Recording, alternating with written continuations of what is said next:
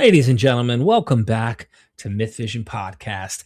I am joined by a gentleman named Chris Wood, who's going to tell his story from cradle to where he is today on leaving Christianity. Why did Chris leave? What happened? And so we need to know more about you, my friend. Welcome to MythVision for the first time. You've been a patron member for quite a while now, a fan of what we do. We appreciate your support. And I recently did this post asking people come tell your stories because the raw story can be relatable and so many people really do connect. So Chris, welcome in. Thanks for coming, brother. Hey, it's good to be here.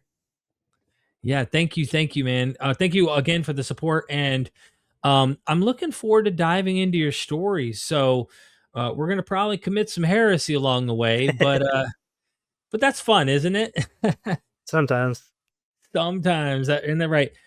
Chris, look, man, we both seem to have gone down kind of similar paths, and I really want to get your story from your youth. So we're going to start from what kind of house you were born into, what kind of religion, were your parents very religious?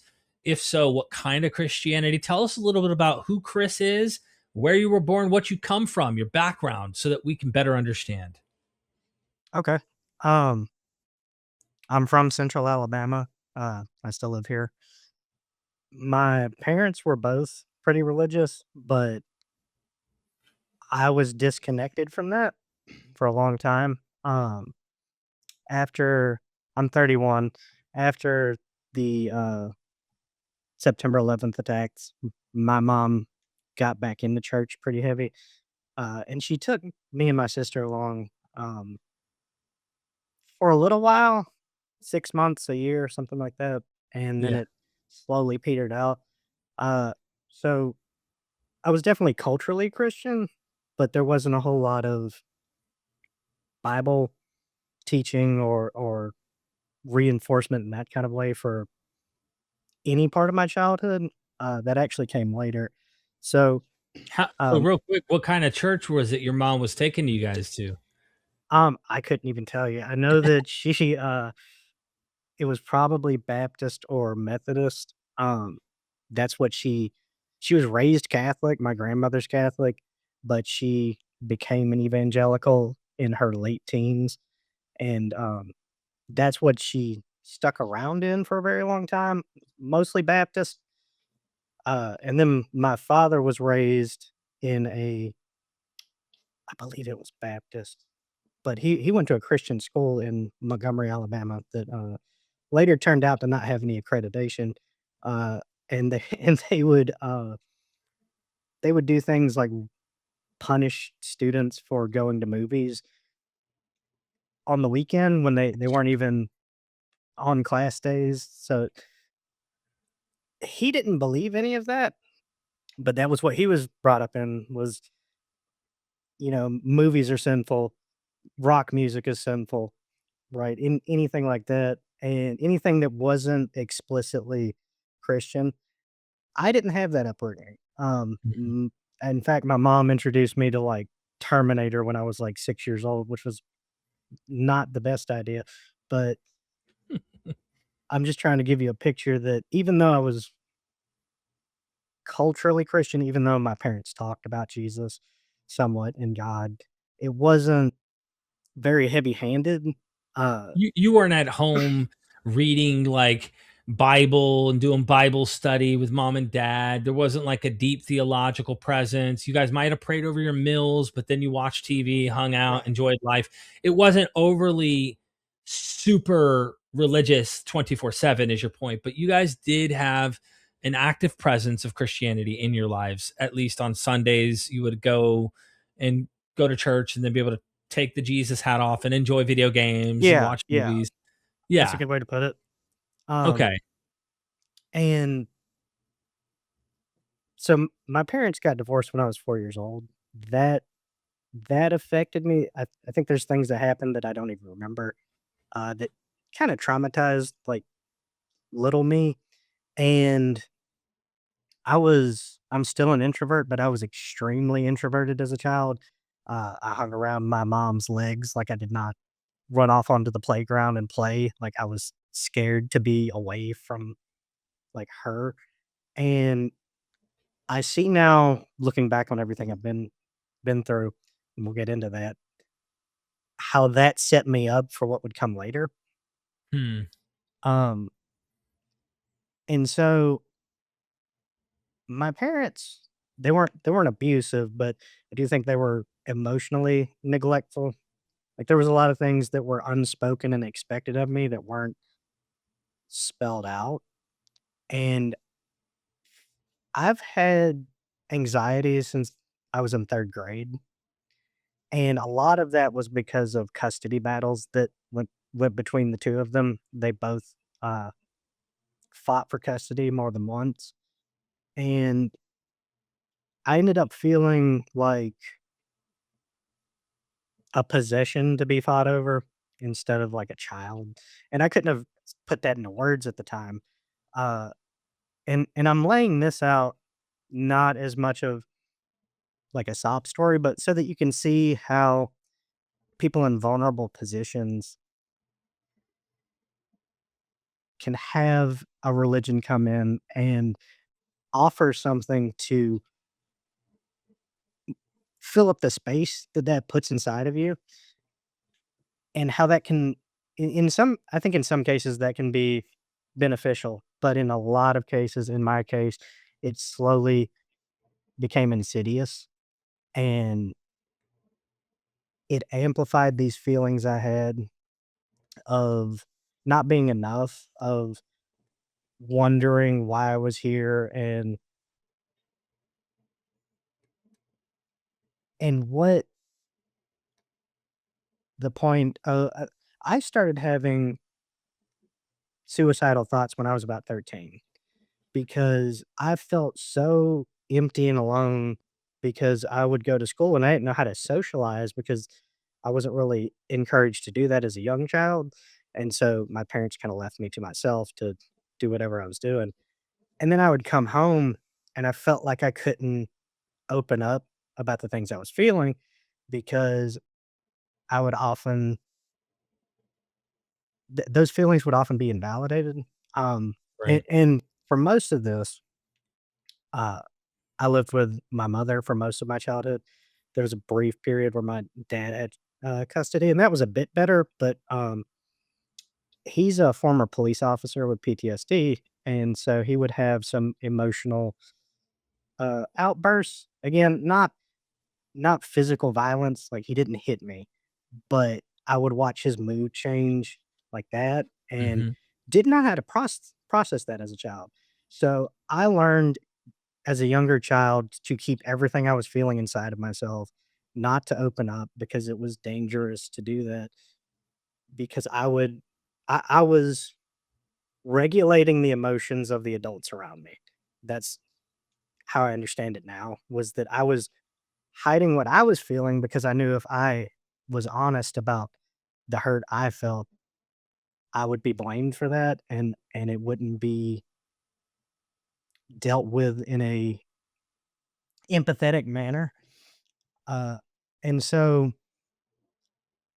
when I was 13 or 14, I went to my mom and I told her some of this in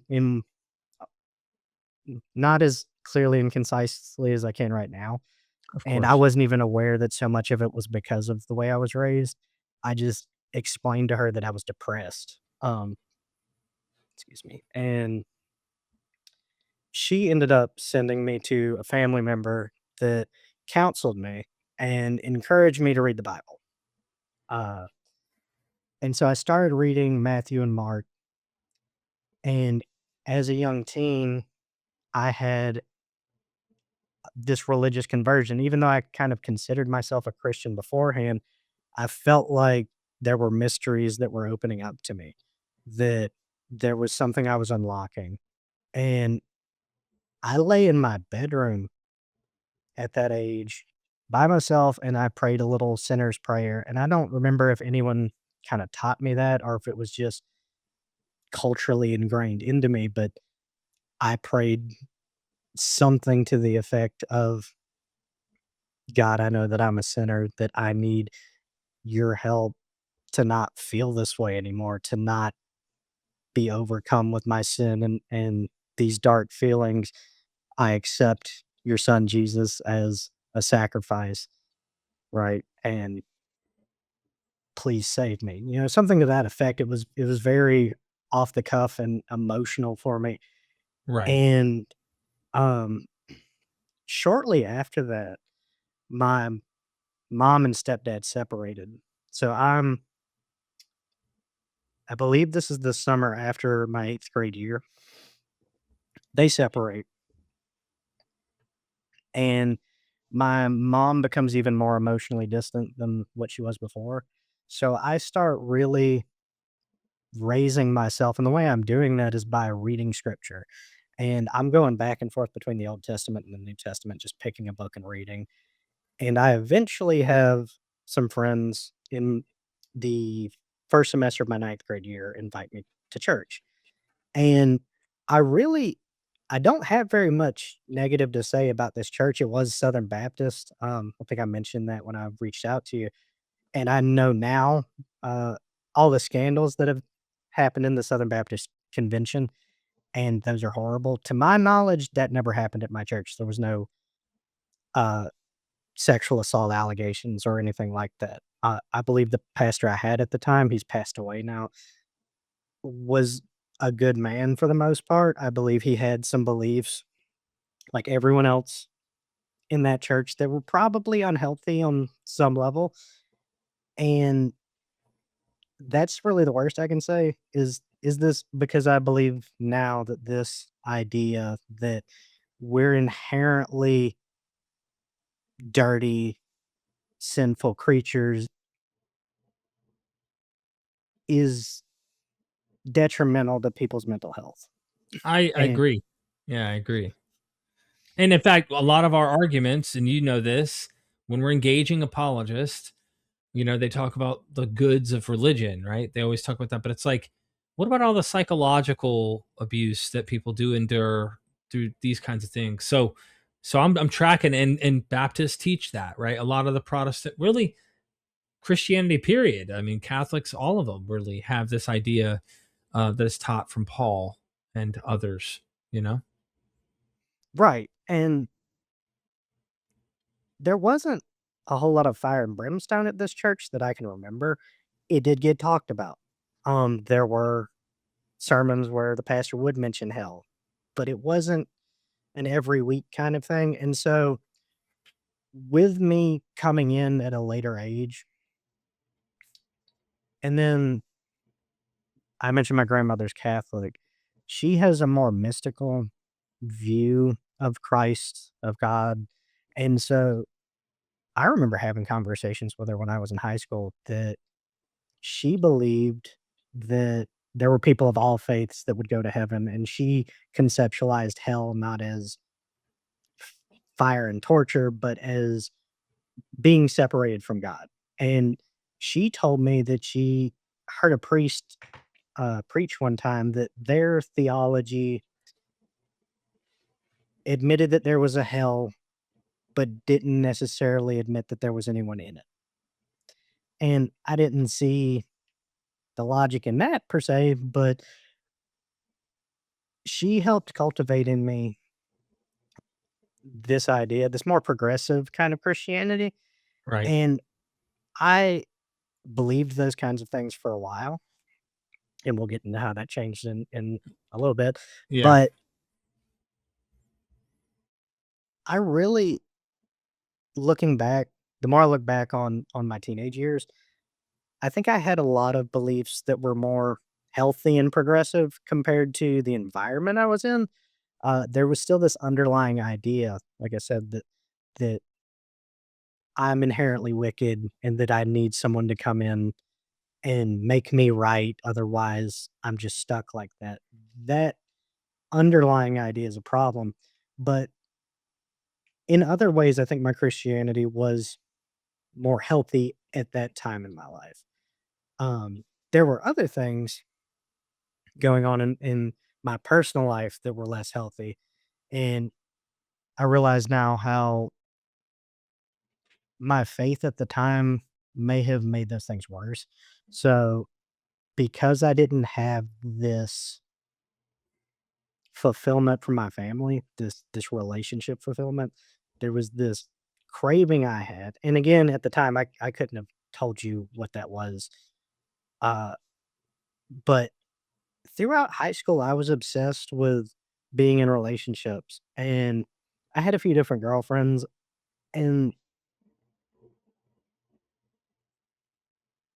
it's it's odd looking back because there's aspects of those relationships that were beneficial, uh, that were healthy, but then there was this again, this underlying thing inside of me that was unhealthy, and it was the same way that I related to Jesus was like I needed someone else to help me feel complete, Mm.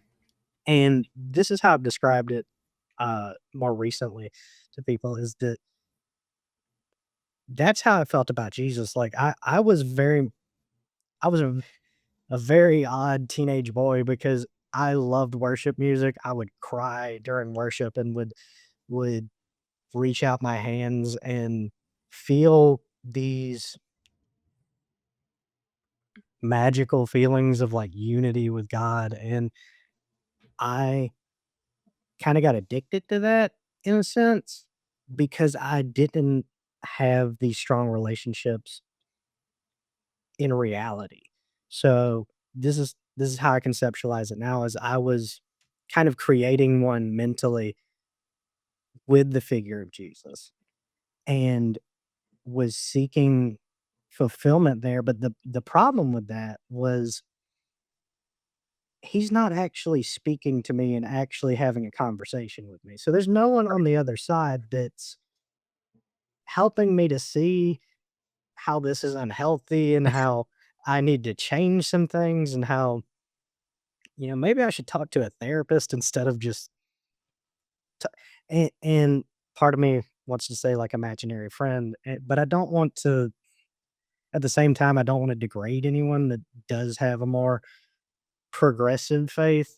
Well, I'm kind of split on if I may just chime in here, I like what you're saying, okay? Because you and me have something in common, and I'm sure the viewer who's been listening is picking this up. We wanted to feel love, like love, okay? We wanted to feel love. The girlfriend filled in the hole for a while, but you know, that gets old after a while and we go through phases. And so I remember as a teenager myself going to the altar in 6th grade and going to the altar call. The message was that there's a heavenly father who loves you unconditionally and he's perfect and he'll never let you down. And for me, my father was in my life. There was no divorce, but it was a traumatic household of alcoholism and constant verbal abuse, occasional physical when he would get overly drunk and black out. Um, so in my life, I hear this message, I connect. I have a deep, deep emotional experience that day. Worship music, like you said, I'm jamming all the actual worship songs, sometimes upbeat, but you want the upbeat so that the downbeat really hits, and you're listening to worship music, you're studying, you're going to church, all that good stuff. I was like you, and we're filling in this thing that we're equating as an experience with Jesus. We're talking to him all the time. We're praying. We think we're connected to him. And what you're saying is that you're not trying to be disparage people's faiths or anything, but looking back at it now, you realize that you should have probably been speaking to a professional about these experiences. And this was likely all just you in your head. yeah. Um, you know, crafting a narrative that makes sense with the experiences you're having, whether it be the experiences with a girlfriend. I also would add into my experiences drugs. I did drugs and alcohol. That became a huge factor in my life on coping with some of these things you're talking about. So you're going through trauma, but Christianity is a perfect religion for such a thing, as you pointed out earlier, because their central mythic figure, whether you think he existed or not, um, went through himself the most traumatic kind of physical death process. And you're like, oh, suffering, I can relate to suffering. I get it, and so you connect on a deep level. And the music that's saddish, that's in that worship music that hits Mhm. us and makes us cry, it taps into that trauma of suffering that we've experienced, and that woe is me, I'm not worthy, I'm not loved kind of thing. And the doctrine of being a wretch, a sinner, filthy rags, the whole nine, like all of that just makes sense to us in this belief system and in our experiences. So Right. I'm tracking what you're saying. Are you a teenager going, you're leaving high school at this time? We're kind of in your later years. You're pretty devout, would you say, as like a Yes. very,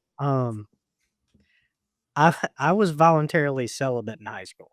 So despite having girlfriends, um, I was like I didn't have a promise ring, but I definitely had that mindset of like I'm gonna wait till marriage and this is the right thing to do. And I started going to church heavily when I was I think 14 about to turn 15. And I would have my mom drive me or I would have friends come pick me up. And then when I turned 16, my sister gifted me a car. I got a job working at a barbecue restaurant. And so much of my money went to youth trips and uh, things to do in the youth group. And looking back on it, it's what I was just saying was I would get these spiritual highs, these mountaintop experiences. That's what my youth pastor used to call them. Going to different 1 week conferences for teens, and then later Passion City Church in Atlanta. Uh, and everything inside of me, like, was devoted to becoming a better Christian, was devoted to coming to understand God more, to having a bigger relationship. I wanted to be a pastor, and that lasted for a long time. And I would memorize scripture. I would read the Bible at school. I would read the Bible every night.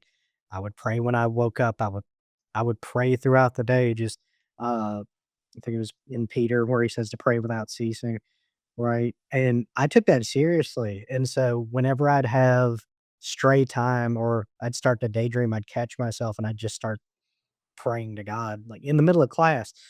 And is this a public school, by the way, that you're doing yes, this at? yes, it Yeah. was. I went to public school most of my Yeah. life. You and me Um, are in the same boat. I'm like, we're the weirdos reading a Bible yeah, at a public school. I know what you mean.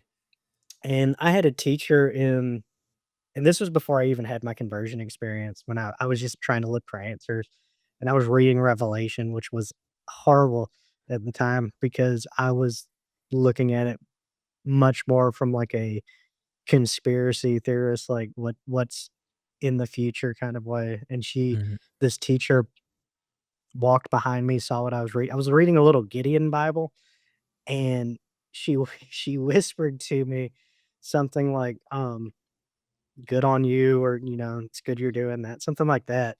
And that became a reinforcement. I think that was I think that was my 8th grade year, but anyways, later on, I had teachers that were Christians, and you could tell, uh, they would let things slip as they would. They wouldn't, like, preach during class, but they would somehow let it be known at some point. It would slip, like, them going to church or whatever, little bitty things. And that's common, or at least it was at the time. Uh, I'm from the river region in Alabama, and so Bible we've Belt. we fight to be the buckle of the Bible Belt, right? My friends and I counted one time in my hometown. I think there's over 30 churches of different denominations. But you can't go more than a half a mile without finding a church. So many people around us are Christian, but I definitely came to feel like I was in this, like, special group that was taking things very seriously. Yeah. And even if I wouldn't say that to other people, I definitely had those thoughts of, like, I'm a true disciple because I'm I'm devoting all this time to this, and there's so many people that are just culturally Christian, and they don't know what they're missing out on. And now I look back and think like, man, I could have bought a better car if I had saved all this money I spent, because my mom didn't have the money for me to go to youth camp or whatever. So I would spend my own money that I made. Excuse me. And If I may, this is good. We're getting into some interesting things. I want to ask you along the way. You're in high school. You're chosen. You are. God has a special purpose for you, and specifically you. I felt the same way. I had this narrative like I'm special. I have this unique calling. I am, same thing. And the reason we thought that wasn't just, oh, you're a narcissist. No, I mean, who knows? There may be maybe narcissistic tendencies that all of us have, but it was that we looked around and saw how Christians typically took the Bible, took the teachings, took the how devoted, how serious were they about this? And you could easily see that you were standing out. It was a difference. And it wasn't like, haha, look at me, I'm trying to do this to stand out. It's like we're obsessed with this thing. We really believe it. And we're like, you clearly don't believe it. If you did, you would take this much more seriously. And you could see all the lukewarm cultural Christians around, and you're like, this is sad. So my question is, in this phase, as you said, there were 30 churches in your hometown, different denominations. Along the way, did you have moments where you bumped into other kinds of doctrines? Because it sounds like you were kind of charismatic. I don't know if you spoke in tongues and did all of that stuff, or if your church wasn't into that. You were still charismatic in the sense that you guys were doing worship music and getting through the high mountain peaks of emotion that the music brings. For me, we did all that, but we also spoke in tongues. We prophesied. We did things like kind of like the Pentecostals do.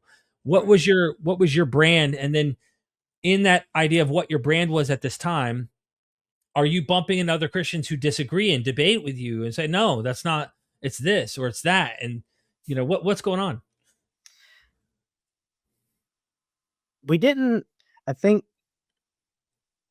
if I had asked someone about speaking in tongues, I suspect that what they would have told me would be something to the effect of, you probably shouldn't do that in public, that it's valid, but it's for at home or alone time with God. Uh, I can't recall specifically what they would have said. They Hmm. definitely didn't they didn't emphasize it. Like, we didn't read about the day of Pentecost a whole lot. It did come up. Um, we were more evangelical, like go therefore and make disciples. And I would try to do that. Again, I was pretty introverted, so I would also feel this guilt and shame of like I'm not doing enough to reach out to people because I would get so nervous. And actually, a few years ago, I got diagnosed with generalized anxiety disorder, and that made so much sense. But I would have this struggle inside of myself of like I need to try and witness to more people, and I would talk to people at work. And I was working at a restaurant, so most of those people were 20s to like middle aged, and they thought I was like the silly, sometimes cute little Christian boy, right? That like, okay, you'll grow out of, and they were right. But at the time, I thought they were crazy about me growing out of this, and this is just a phase. And like, you'll realize that there's more to life and more to the world. That was a lot of my experience. I didn't have a whole lot of debates. There was a couple people I did that with. I get I'm also a really agreeable person, so I'm not great at debates. I don't even like watching debates. So I wouldn't cat's going crazy behind me. I wouldn't It's all good. I wouldn't watch apologetic debates or anything like that. I would read apologetic literature and I would watch some apologists talk, but I wasn't into the debate aspect so much because I'm just not built for it. But that, like I said, that caused this feeling inside of me of like, I'm not doing enough. And like you were saying earlier, we would look around and see these lukewarm Christians and think like, you don't know what you're missing. There's more to this.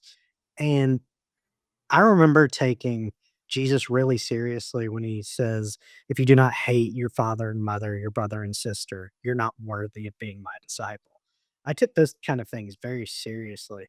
Um, and I should also mention, this is somewhat tangential. I believed in evolution too at the time, and that was Mm. very I did not tell a whole lot of people that in my Southern Baptist church because basically no one would have agreed with me. The youth pastor's husband, who would later become the minister of music, he was more open to it. Um, But your but public school was teaching you this. That's the thing. Your yes, public school, yes, the even in biology class Alabama, taught that.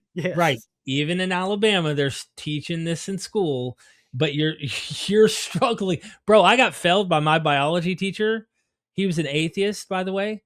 I was like you. Now imagine having an openly atheist professor in high school teaching you evolution, and I purposely was not paying attention and would not say what he was trying to teach on the sheets for like when I get tested. I would be like, no, I don't believe that.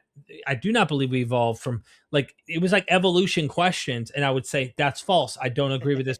And he'd be like, fell. So I failed Right. my biology class for the first go round. I had to come back the next year to do biology again.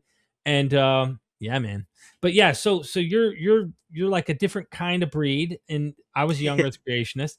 But yeah, so keep taking us through as you're learning what your views are. Keep going. Yeah, this is good. So I'm constructing my faith partially from scratch and partially from when I started going to this church, partially from their doctrine, but it wasn't very heavy-handed.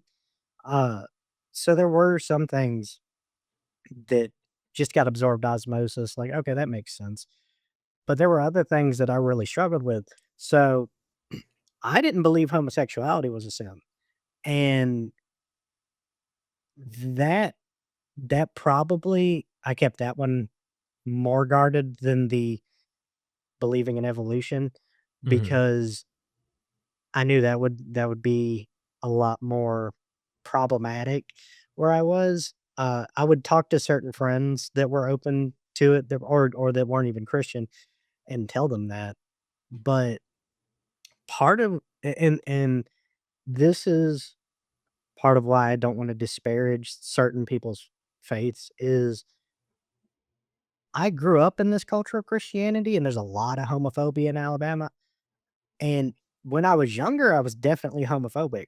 And that was the crazy thing to me was when I devoted myself to trying to become more like Christ, part of what I took seriously there was to have compassion upon people. Right. And That's when I rare. That's rare that it's rare that you can read Jesus and find the compassion aspects, which you're tapping into, but then reading Paul, and I Mm. imagine you probably read that and thought, well, there's something here. But while you thought it was a sin, you still took the compassion route, even if you thought it was sinful. But I you didn't have the phobia. I don't know. How did you interpret that? I can't so what I came to believe was that what Paul was talking about was pedophilia. That was the way Interesting. I kind of justified it, and I don't remember where I first read that, but I definitely read some progressive Christian write an article about that and about Got how it. that was their interpretation was that he was talking about these pederasts that would, Yeah. uh, sleep with rape their apprentices, things like that, like a blacksmith with an apprentice or whatever, a scribe with an Philosopher. apprentice, Yeah. and and that was my justification for it. A lot of people would have disagreed with me. Like I said, I kept that mostly to myself, but I my homophobia went away when I became a Christian, and I know that, like, that's the opposite of a lot of people's stories. And so I was definitely in this, I feel like, unique position in a lot of ways with the way that I encountered my faith, and that's why I'm kind of split about it, whereas, like, I see some things were definitely beneficial to me and other things were kind of rotten to the core. and I don't want to justify those things, but there are other parts that I'm more open to this being a positive force in some people's lives. And Right. so I became very much like everyone needs to know this Jesus. Like everyone needs to know that there's a God who loves you and that he wants to have a relationship with you. And I struggled with and I believed in hell and I struggled with that. That I struggled with that for a long time and I would just push that away a lot of times, like just trust God, just don't think about it, just trust God. Is if he's nothing but love, then how could he torture someone for eternity?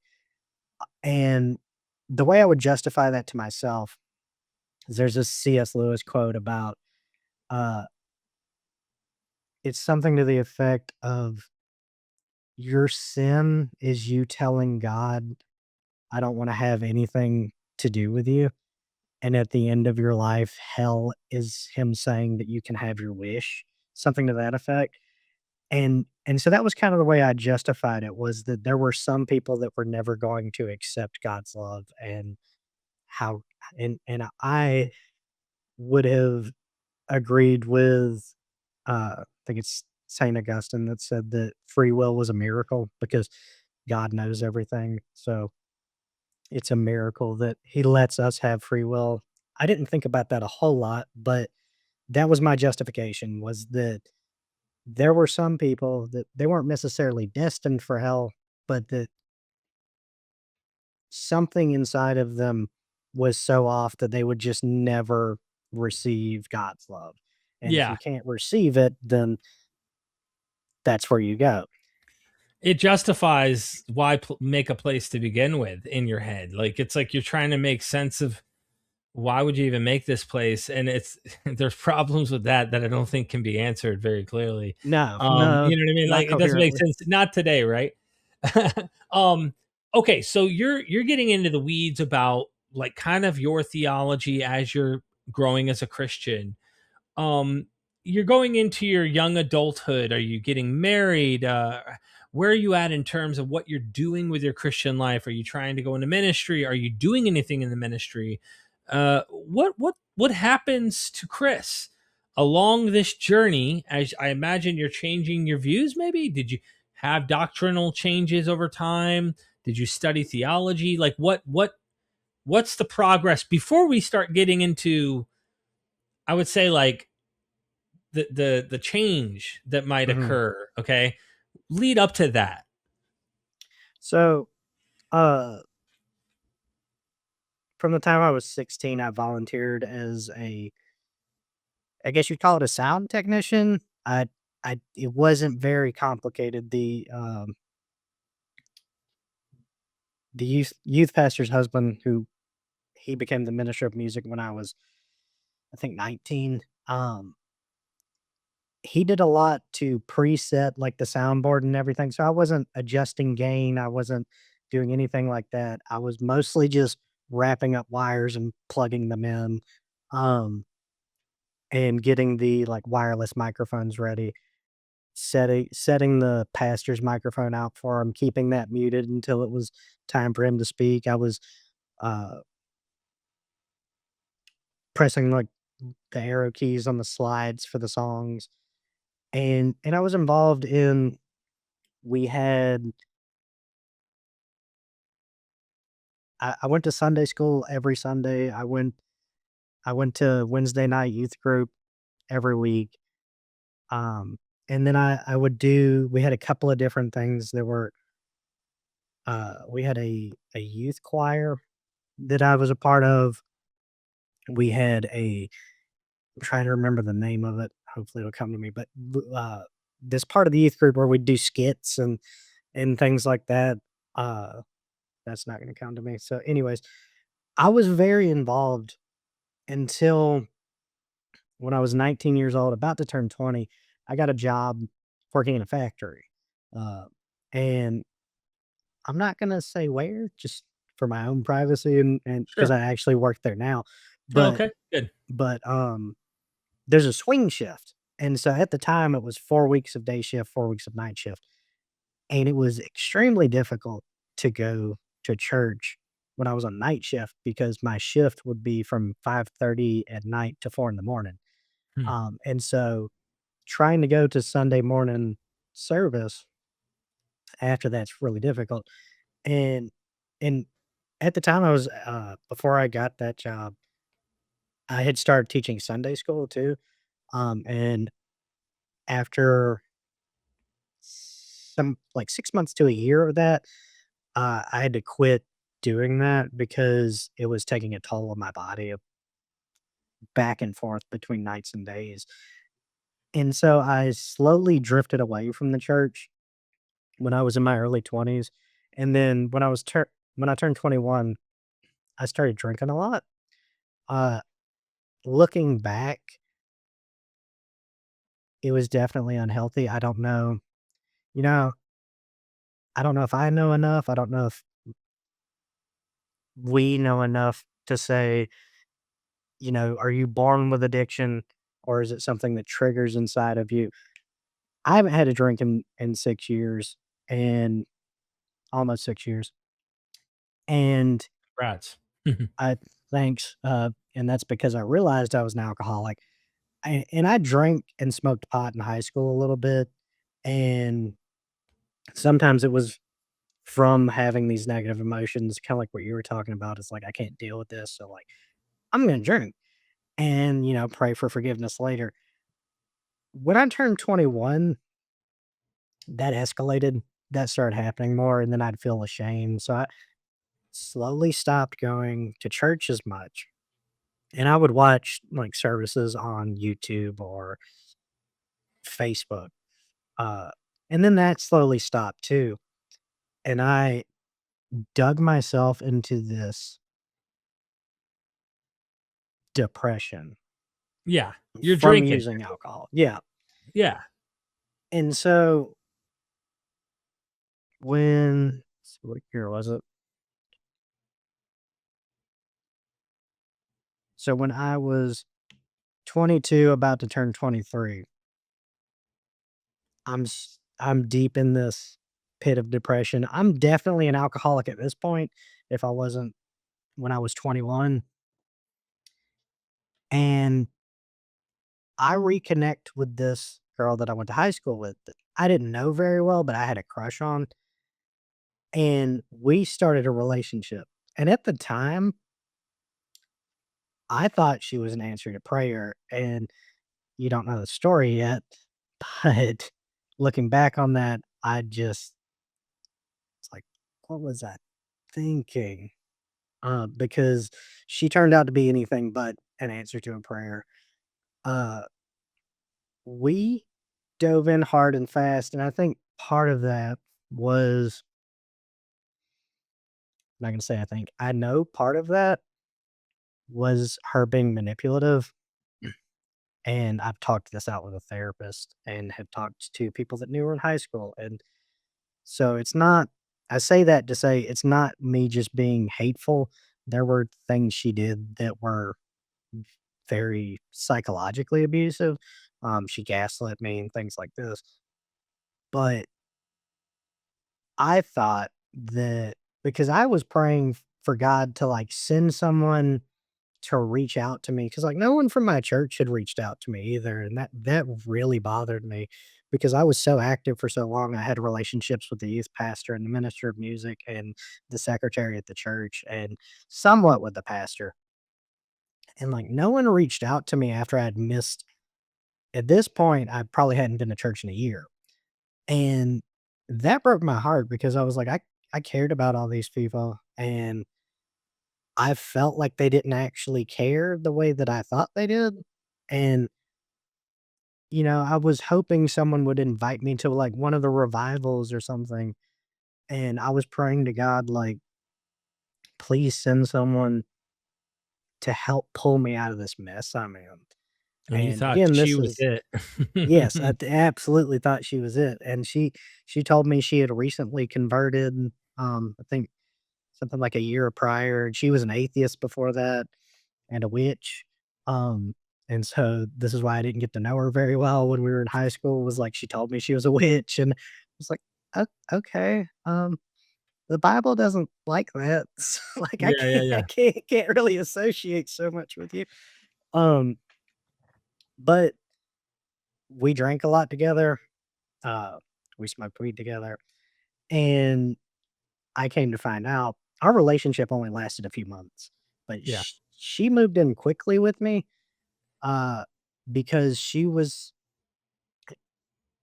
sh she was court ordered to be under the care of this woman who was a director for a women's ministry in Birmingham, Alabama, and she told me that this woman had started smoking crack and that there were, like, and she was selling it and there were people coming over. I don't know if that was true.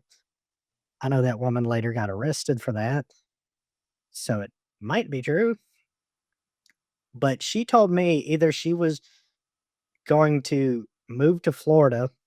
I don't know how she was gonna do this because she didn't have a car or a job or any money, or that she could come stay with me, and I liked the way that sounded a lot more than her being in Florida, so I moved her in, and this relationship quickly spiraled because we're both addicts, uh, and then she was lying to me about just how far down she was, Hmm. so she was, and this is gonna be important, which is the only reason I'm telling you about this, because you'll see how it'll affect the next chapter. Uh, she would use meth and then, Subutex, which is like Suboxone or methadone. So Yep. she would shoot that up. I ended up catching her doing that, and then she started smoking meth too, and I found out just recently, just a couple months ago from someone that knew her during and before that time, that she was smoking meth beforehand. She told me she had just started. This whole time, she had had a or most of this time, she had had a warrant out for arrest for a failure to appear because part of her deal with living with this woman was she was getting color coded and had to go see a probation officer, and she had to keep in contact with the court, and she stopped doing that. Um, and so after we were together for about 3 months, she goes off on a meth bender. I realize she's been sleeping with these other guys to get drugs, and so I'm distraught. She ends up messaging me after ghosting me for a couple of days, and she tells me that she's gonna come over to my house. She's gonna get her stuff. Her mom's gonna pick her up and do all this, and she's going to turn herself into jail because I'll find out later, she's coming down off of the meth, and she's absolutely paranoid, and she's like, "I just need to rip the Band-Aid off and get this over with." So she turns herself into jail, and this is January of 2018. So, on my birthday of that year, so I would have been 23, I nearly committed suicide because it was right after all this happened, and I started texting random people saying goodbye, and I stuck a gun to my head, and I was about to pull the trigger when one of the friends I texted started calling me, and I answer the phone, and it's because we had talked about our mental health struggles and struggling with depression and suicidal thoughts. So she knew, even though there were other people that didn't catch that what I meant when I was saying goodbye, she knew what I meant. And I answer the phone and she says, "Don't do it." And I dropped the gun and I'm just weeping, You needed that. crying. I Yeah. did. Um, and she came over, she grabbed like fried chicken and we ate and talked about it. And um she helped me for a little while, just with that, but I continued to spiral. I didn't stop talking to the girl I was with. I put money on a phone card for her, and I would talk to her in jail. I would go visit her, and it was because I thought that we were supposed to be that, like, that my interpretation of the events was that God had put her in my life because, like, God is constantly orchestrating things, and that we messed up by sinning because she lived with me for 2.5 months, 2.5 months. So, like, we started having sex, and that was, like that's when I lost my virginity, was at So almost you could 23. also, just to add this in, you're almost 23, like you said. I mean to cut you off, but I think this is important. Mhm. We can also factor in you're a virgin, dude. And this girl took it. And so, like, if people are going, why are you such a knucklehead? And, she did all this stuff. It's like, look, the girl who took that sacred thing that was very valuable to you as a Christian that you held on to for all the years in high school, and you were dating other girls that you never did this with, your attachment to her was clearly significant because, she took your virginity. Okay, so you're visiting her in jail. She's done a lot of things. You're also a forgiving guy. You've got a lot of gentleness in your heart. This is somebody important to you. You clearly felt distraught when all this happened. You wanted to take your own life, and someone helped you make it through that, but you're visiting her in jail. How does this all lead towards the overall theme of you no longer believing in Jesus? You know what I mean? It gets worse and worse there. I don't Okay, well let's hear it. I kept, um a few years ago, this is just kind of an aside, after I deconverted, I found Jordan Peterson, and this was before he got really right wing. It was some of his earlier work, and, he did this series on the Bible that was a psychological perspective of, like, Genesis. Carl Jung. And yes, and I really liked that, but there's a line he said in it, that really applies to what's about to happen in my story. He said, "Hell is a bottomless pit because there's always something that some stupid son of a bitch like you can do to dig deeper," right? Like, you can just keep going further down in hell. Um, and okay, so like I said, my interpretation was like we were living in sin, and so this was kind of God's discipline, and that we needed to get our acts together was how I started interpreting Right. it. I lost my job because I was drinking so much that I wasn't coming to work. I lost the house I was renting because I couldn't afford to pay the rent. I ended up moving back in with my mother and her current husband, and they're both addicts. And when lost my job from drinking, I was like, I've got to stop. Like, I can't do this anymore because it's making everything worse. And so I'm living with them. They're drinking, they're smoking weed, they're popping pills. And I'm I'm trying to get this girl into rehab. She's asked for my help to do that. So I'm trying to get a hold of $400 to get her into rehab. I'm trying to get myself sober. I'm trying to get a new job. I'm trying to sell all the stuff that's sitting in the front room of my mom's house so that it's not sitting there and bothering her, and so that I can get some cash flow and get things moving again. I get a job as a temp in a different factory.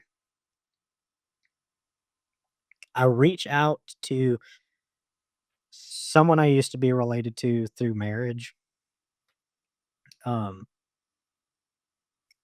and that's a tangent, but from my point of view, this person owed me money, and I think that's still probably justifiable, but we won't go into that story.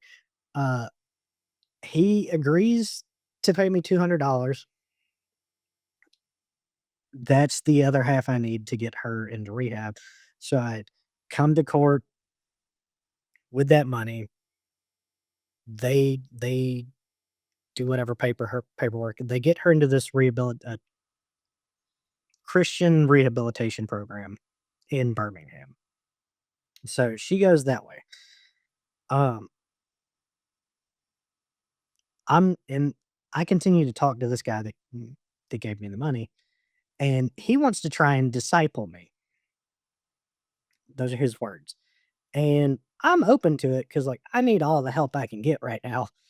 And like I said, I believe that God's disciplining me. So, like, from my point of view, that's the answer is I need to reestablish my relationship with God. I need to dig in, try harder, do better, study longer, pray more, all that.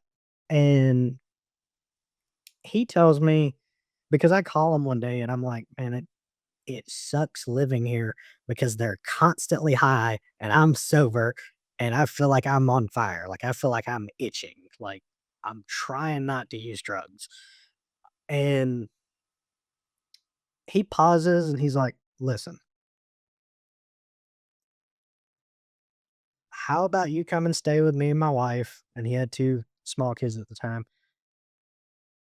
I'll disciple you. I'll try and help you get back on your feet. I'll help you reestablish your relationship with Christ. And the only condition is you need to quit your job because this was another swing shift being at a factory and come work for me. At the time, I was like, okay, that'll work. Looking back on that last bit was like, that's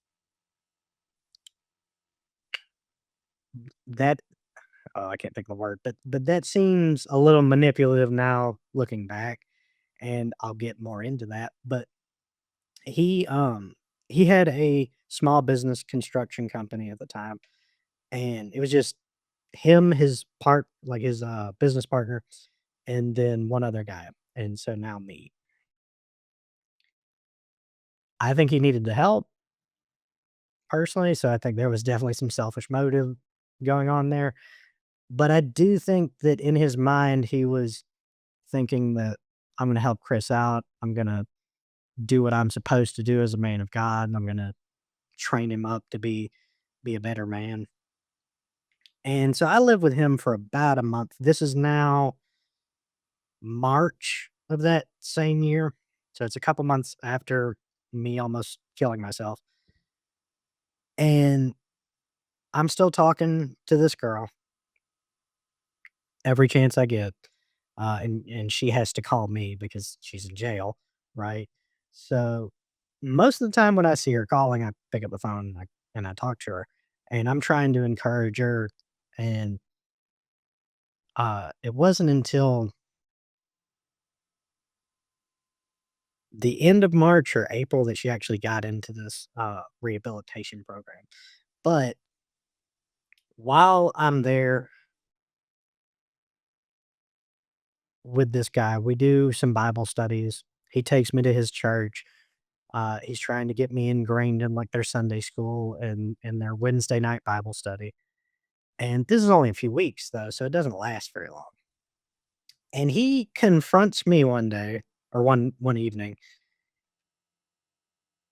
and he says to me, "Listen, we got to talk."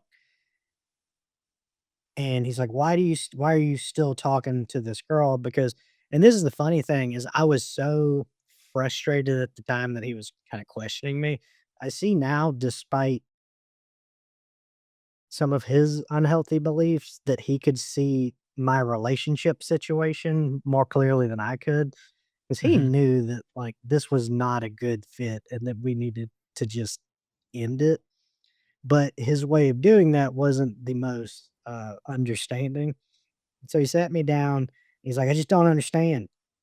He's like, "Is the pussy just that good, Chris?" And I was kinda shocked. His wife's sitting there and she yells his name. She's like, why are you saying that?"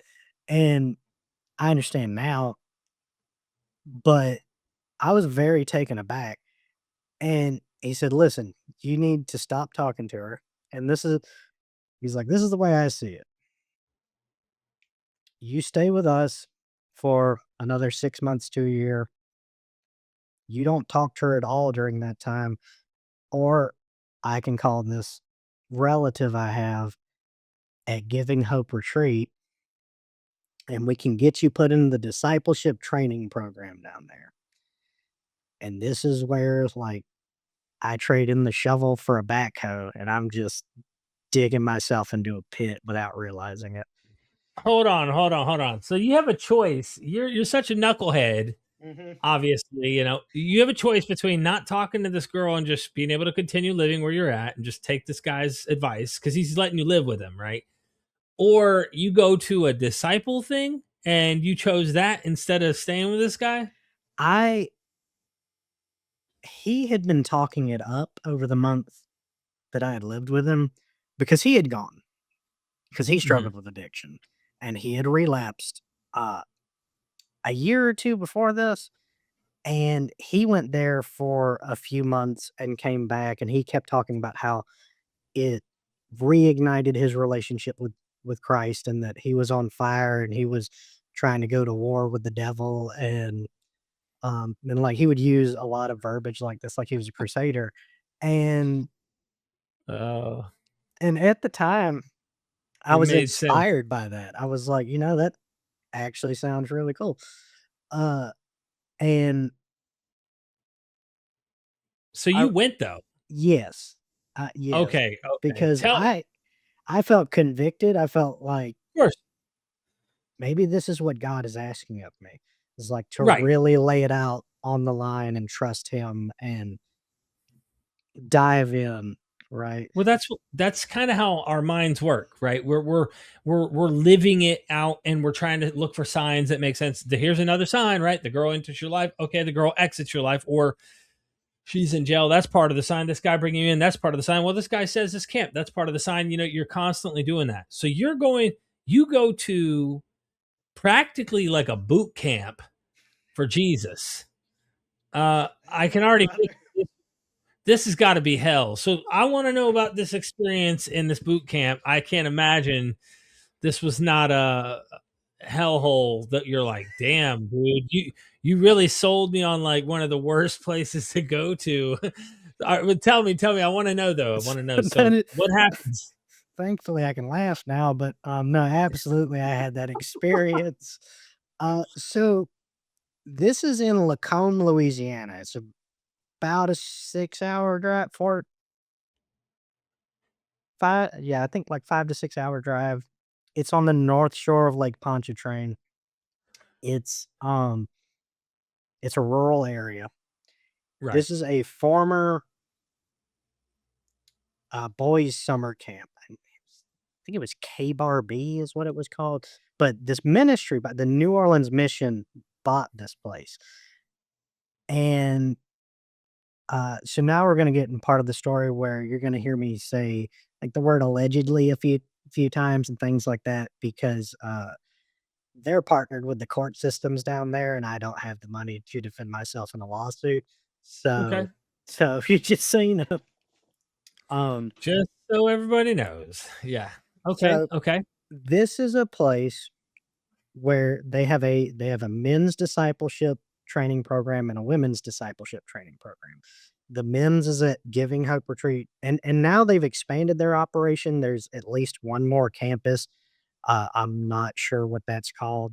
I haven't done a deep dive into that because I uh, am trying to just distance myself as much as possible from that place. But the women's campuses is like I want to say about a 40-minute drive from the men's. It's even further from the New Orleans mission. And they are so that like I said, they call it a discipleship training program. Functionally, it is a religious rehabilitation program, a drug rehabilitation program, or a program for homeless people to get off of the streets of New Orleans and to try and get their lives back together. Uh, so there were some people that were court sentenced to be there, Derek, and Yeah. instead of a secular rehabilitation program, Right. people that had committed drug crimes, That happens a potentially. lot as you know, there's going to be a ton of the courts are even dependent on whatever sources they have, and they're not sending them to like high priced, Right. secular, you know, rehabilitation centers and whatnot programs. They're looking for like Christian camps that are organized with the government to help people get clean and stuff. And it's like, they're organized with 12-step camps, even, for example. And I've been to 12-step, as you know, we probably both have been in and out of NA, AA, all that. Um, but even then, you go to the meeting, you go up to the person who's running it, chairing it. Hey, can you sign my slip? Cool. I was here at the meeting today. They're forced to kind of go as part of the court thing. This is obviously a little more severe than just going to 12-step. Yeah. You have to mandatorily go, and not the greatest people in the world are appearing in these camps either, because a lot of them have all sorts of other problems they need help with, and Mhm. going there, Jesus isn't going to cure that, I imagine. But okay, let's hear about the camp. Let's hear what happened. So we get down there, and I'll back up just briefly. We had a going away party for me, and I still don't have the closest relationship with my father. We're slowly working on that, but, just to remind everyone, my mom had custody of me for most of my childhood.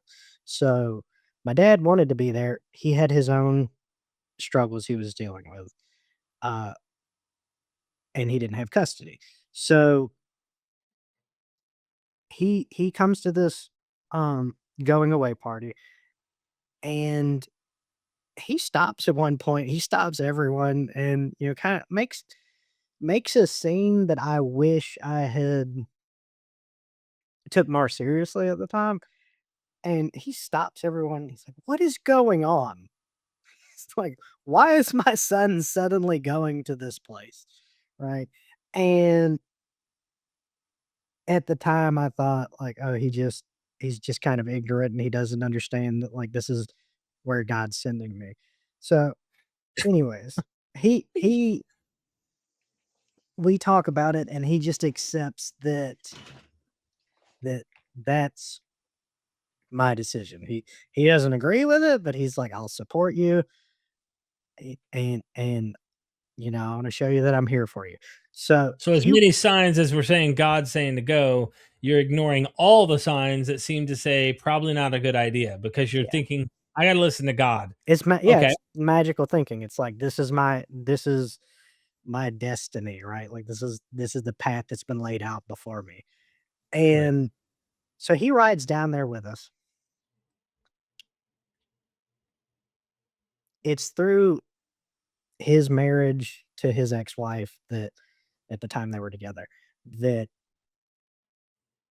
I know the guy that I was living with and the relative of his that works at this place. Right. So we go down there. He's riding in, there's four of us riding in this truck down to Louisiana. And we get there and we have this meeting with, uh, at the time, he was the director of Giving Hope. I know he still works with them and he still is one of the main preachers there. Uh, I don't know what his official title is anymore. But anyways, this man named Johnny Leonardo, and you can like go on these websites and look these people, some of these people up. Uh, and I would just say to the audience, please don't harass anyone, and please don't mention my name because they have social media, and I'm trying to just move past this, and I don't need anyone to defend me. Uh, that being said, Johnny sits down with us, and he looks a little bit like grumpy Santa Claus is how I would put it. He's got a belly, he's got a beard similar to mine, but it's mostly gray, and he's got his hair actually looks similar to yours. Again, mostly gray, a little bit of black, but and he's got glasses. And so he hits this vape and he leans back in we're sitting in this conference room and he blows the vape cloud out and he looks at the guy that brought me here and he's like, "Why is he here?"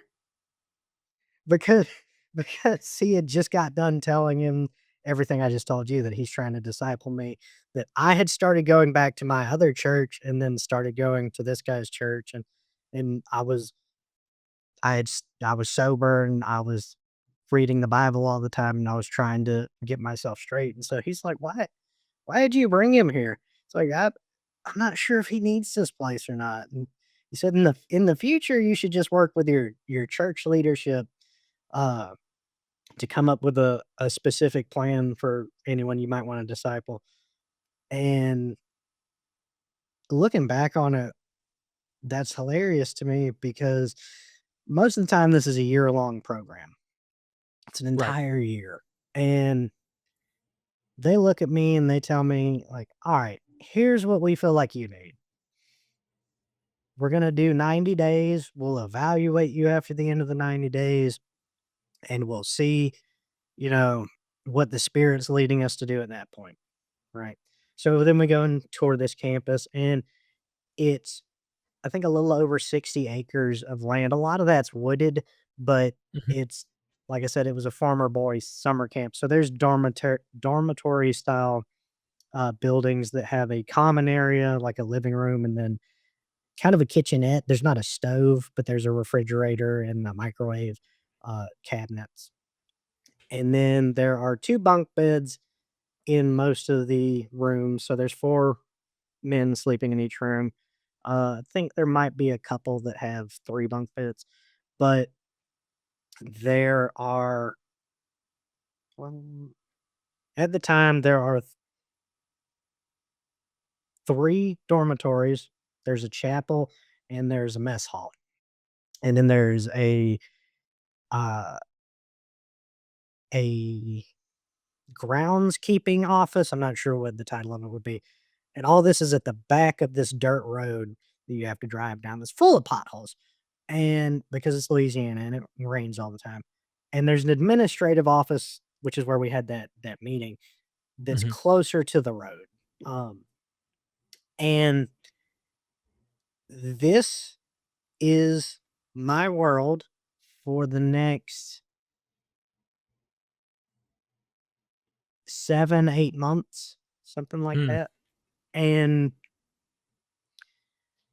I have, not so lovingly referred to it as the cult to, uh, family and friends that know about this story more recently, and I call it that because I believe they engage in a lot of things that follow the bite model, Yeah. um, and Give us a few examples of those things. Give us, because oh, sure. if yeah, you don't have to go through the whole 8 months of every No. day, Um, obviously, but, like, what were the cult things they did? And I could see how this would really screw someone up, but go ahead. so you have to turn in your phone and any electronic devices at the Okay. start of the program. You turn in 80% of the cash that you have in your wallet. You turn in your bank cards, your credit cards, anything like that. All this gets put in a bag and it gets locked in this room that's like a storage closet with a couple locks on it. Um, and later on in your program, depending on what your specifics are, like I said, most people are there for about a year. Uh, you'll get those things back. The whole time you're there, even after you graduate your program, you have to surrender 80% of the money that you'll make because later on in the program, there's an opportunity to go get a job, and they call that your savings. And their reasoning for this is you need to trust God while you're here. God's going to provide for you. And you surrendering this is an act of faith, and it's so that you can't go buy drugs and bring it into the camp. And so some of that's reasonable. Some of it's very unreasonable. Um, so they hold on to those things.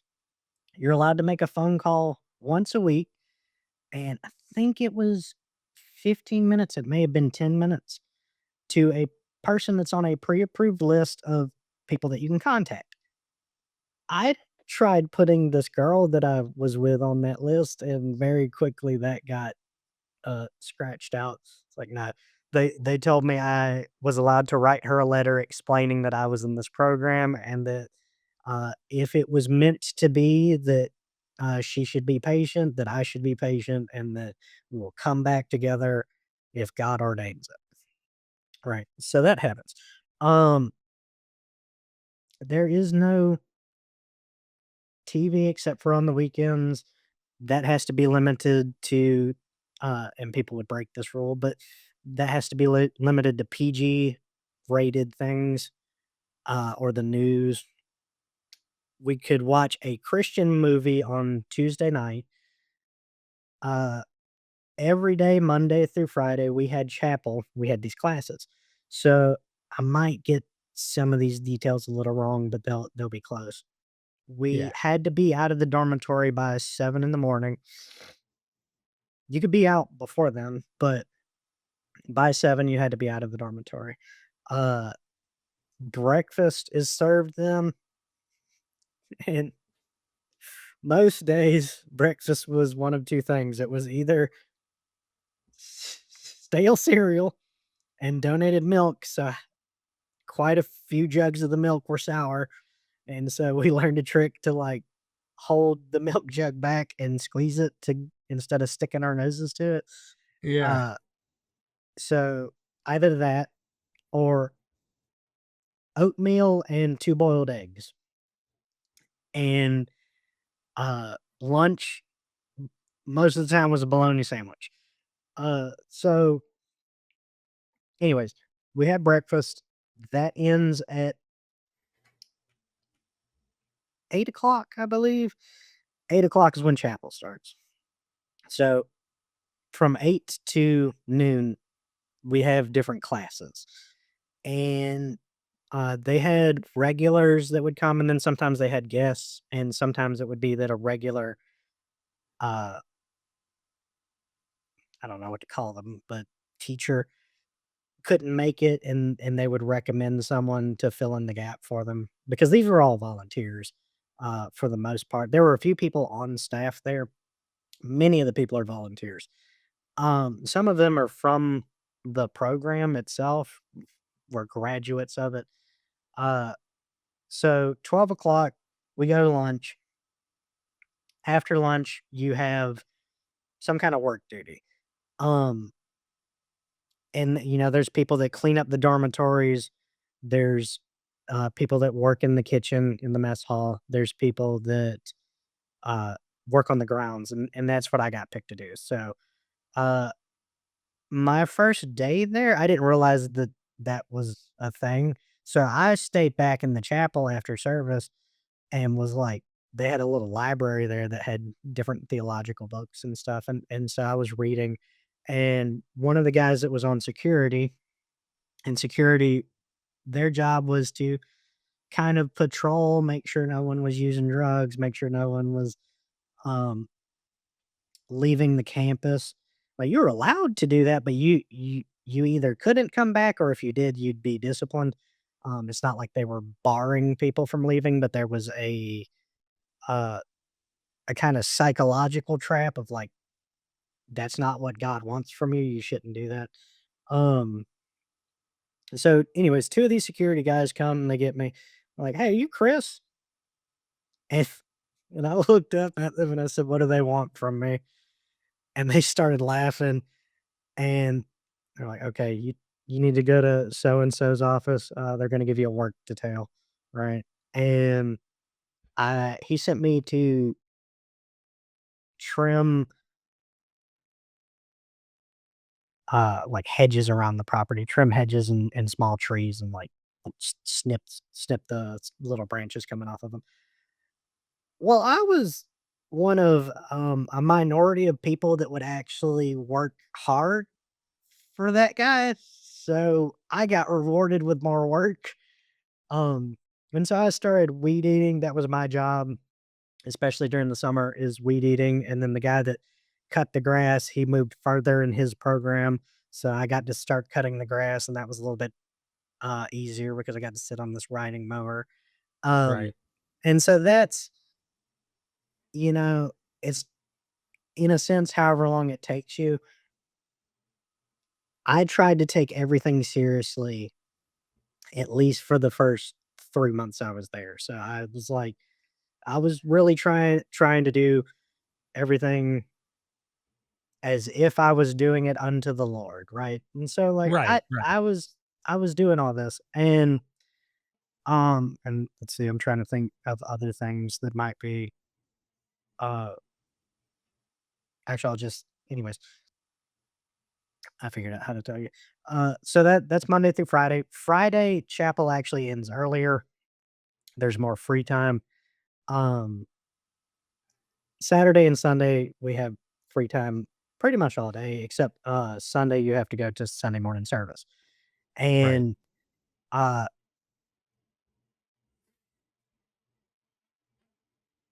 man, so so I soon grew to hate Sunday mornings because Really? what would happen is we'd have our little, like, praise and worship time, and after a while, I got involved in that because I told the minister of music that I was a sound guy for a church. And after he realized, like, okay, he's actually here. He's not breaking any rules. He's not, doing anything he's not supposed to. He let me in, and then he came to rely on me for a while. And that was kind of nice. But because I loved music and I loved like praise and worship music, like we were talking about, and that gave me more time to be around that. But we'd do that. That would last 20 minutes, maybe 30. The guy that was again, I think he's still there. I think his position may have changed. But the guy that was the director for the New Orleans mission itself, he would preach for a little while. He'd give like a shorter sermon, um, and shorter would be 20 to 30 minutes. And then Johnny would come up. And Johnny likes to talk a lot. So his sermons averaged over an hour. There was one time that it lasted from 11 to 2:30, and, people's families can come to the Sunday service. They come to the Sunday service, and they can visit them for a few hours afterwards. Other than that, your family can't come up there, like, Monday through Saturday. So, the longer he goes that particular day, I remember just and the sound equipment is right next to the stage, which is a horrible place to put it, but he kept going, and I remember just turning and looking and watching more and more people that didn't have to be there, that's the cat, that didn't It's all have good. to Don't be, worry. uh, getting up and leaving, so, like, everyone's family left that day because 'cause they're, like, just tired of hearing this man talk, and You guys couldn't leave clearly yeah, without no, yeah, he had a captive audience, which is part of why it right. could go so long, and I think there's some people that are good preachers. In my opinion, Johnny was not.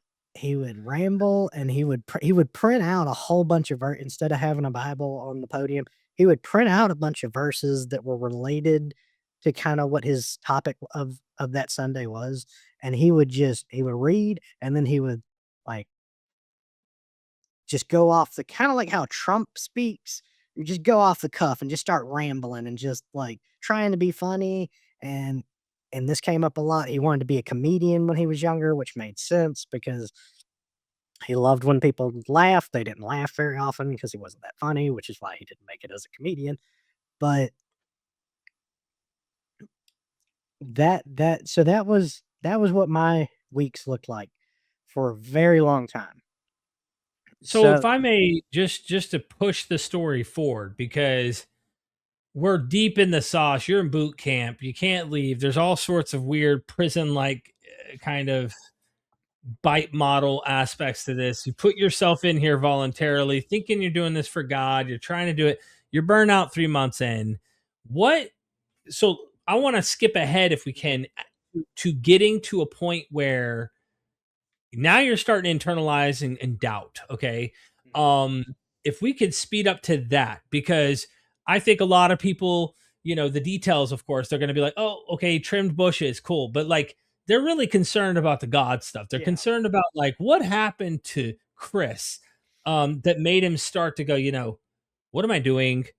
Do I really believe these things? Where the doubts start to come up in all of this experience you've been painting, if you don't mind. So after being there 90 days, I had this evaluation meeting, and they tell me that they feel like the Lord has told them that I need to stay there the whole year. And my heart just sunk, and I just said, "Okay, okay."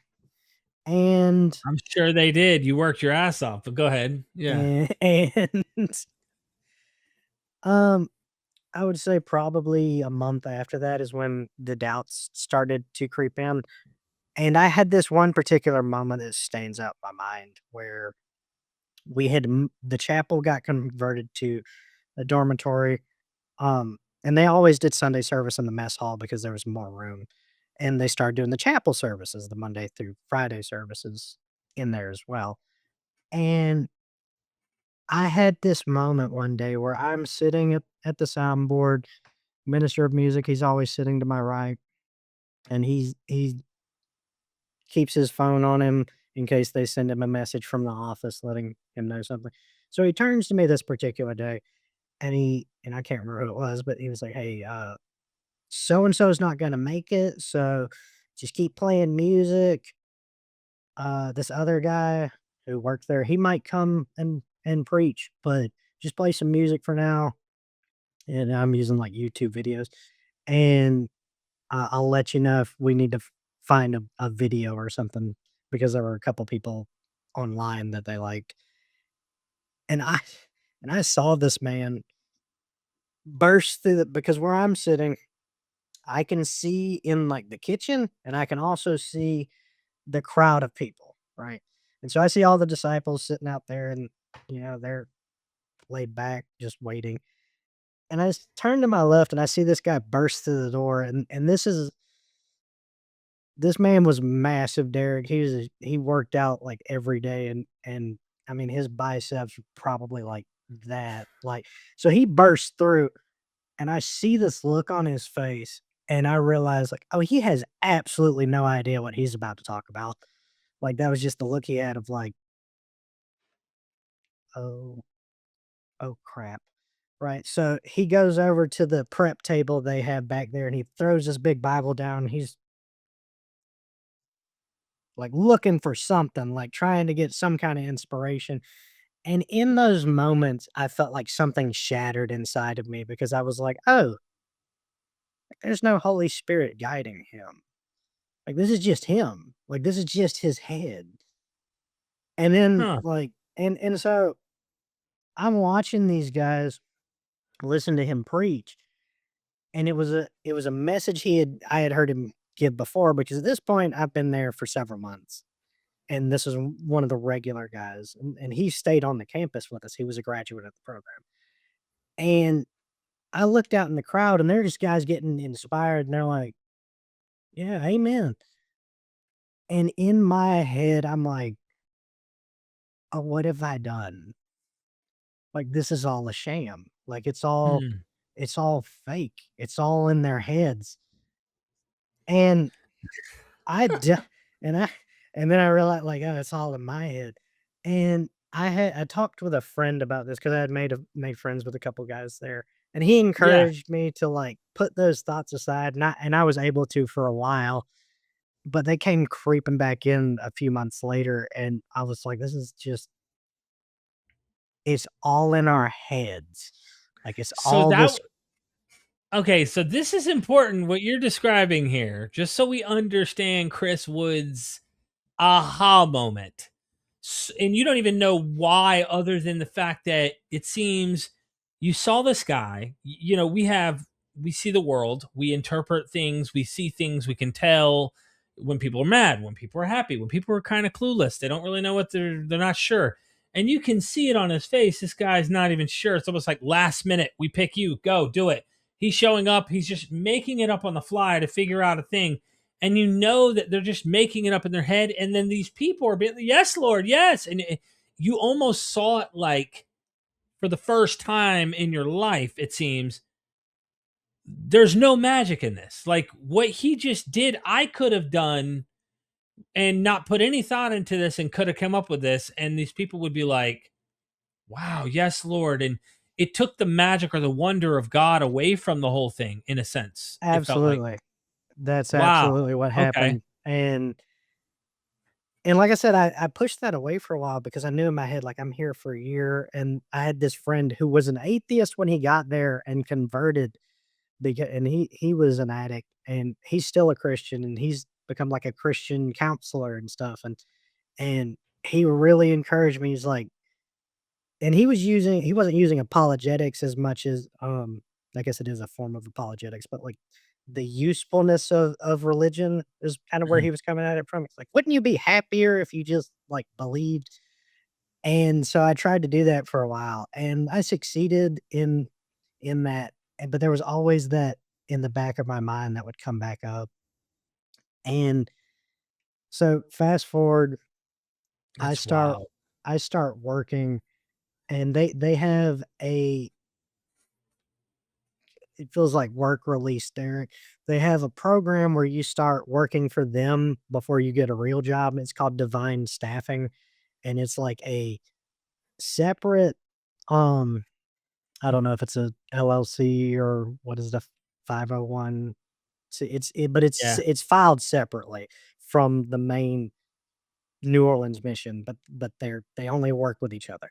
And so Divine Staffing hires guys out of this program. You start out in a warehouse, and then you can move on to, so in the warehouse, you're sorting through donations and you're paid a stipend. It's $15 a day. And you might be there for 30 minutes, you might be there for 6 hours, depends on the day. And then you move on to either grass cutting or car washing, because one of the big donors to this place owns a bunch of car lots in New Orleans. And so they had a partnership with him where like they come and wash his cars for cheap, and he donates money. And I have no idea how shady that is or if it's genuine, heartfelt. I don't know. Anyways, I had been cutting grass so long, that's where they put me. That's where I ended up. I eventually became a team leader, and I started out making minimum wage. And then when I became a team leader, I was making $10 an hour. And during this period is when I have time to put my headphones in because I'm weed eating or I'm grass cutting. I get my phone back a little early because I become this team leader and they need to be able to communicate with me. So I get my phone back 10 months in, something like that.